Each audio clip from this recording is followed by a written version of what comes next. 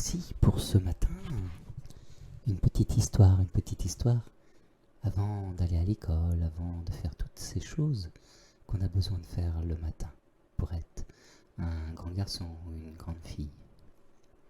Alors je vais te raconter l'histoire de la petite étoile et du nuage curieux.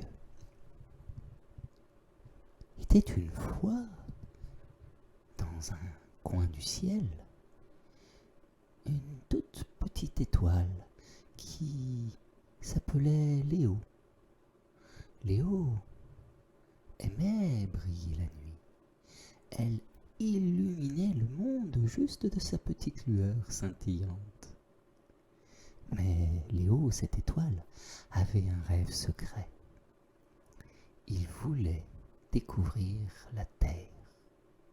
Chaque soir, Léo observait les humains depuis là-haut, tout là-haut dans le ciel. Il voyait leur lumière scintiller, la lumière des villes, des villages, des maisons, comme des petites lucioles.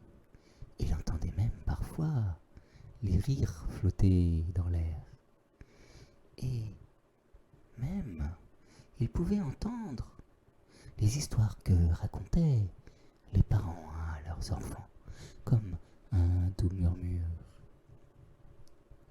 Il se demandait ce que pouvait bien être l'herbe, comment ça faisait sous les pieds de marcher sur l'herbe. Qu'est-ce que c'était que de toucher les pétales d'une fleur ou de simplement toucher le dessus de l'eau pour voir juste comme ça, qu'est-ce que ça fait. Alors un jour que le soleil se levait, Léo regarda vers l'horizon. Il vit un nuage tout blanc qui flottait là doucement. Ce nuage s'appelait Coton.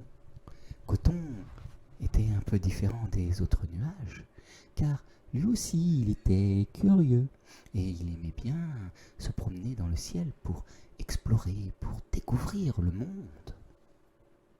Alors Léo décida de parler et de rencontrer Coton. « Bonjour, cher nuage, je m'appelle Léo.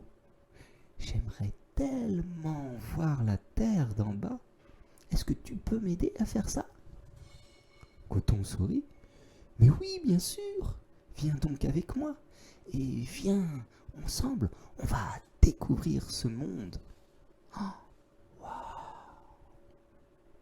Ainsi Léo et Coton commencèrent leur voyage. Ils glissèrent là tout doucement à travers les couches de l'atmosphère. Ils passaient devant les étoiles, ils passèrent devant les comètes. Léo était tout excité, vraiment très content, mais aussi il avait un petit peu peur. Eh oui, après tout, c'était qu'une petite étoile et il ne connaissait pas tout ça. Enfin, ils atteignirent tout doucement la terre. Le nuage descendit, Coton descendit pour se poser là, au niveau de la terre. Alors Léo était tout émerveillé. Il vit comment étaient les forêts là, toutes vertes, et les montagnes là, qu'est-ce qu'elles étaient grandes. Et même les océans, tout bleus, plein de couleurs, comme ça. Tout était si vibrant. Léo était vraiment très très content. Et Coton dit, « Hé, regarde Léo, voici là-bas, regarde là-bas, des enfants. Ils se préparent pour aller à l'école. Ils portent des sacs sur leur dos. Et regarde comme ils sont contents. Ah, regarde, il y en a même certains, des fois, ils sont pas toujours contents, mais quand ils sont à l'école, ils sont quand même contents. Ah, et t'as vu, regarde, ils sont tous comme toi.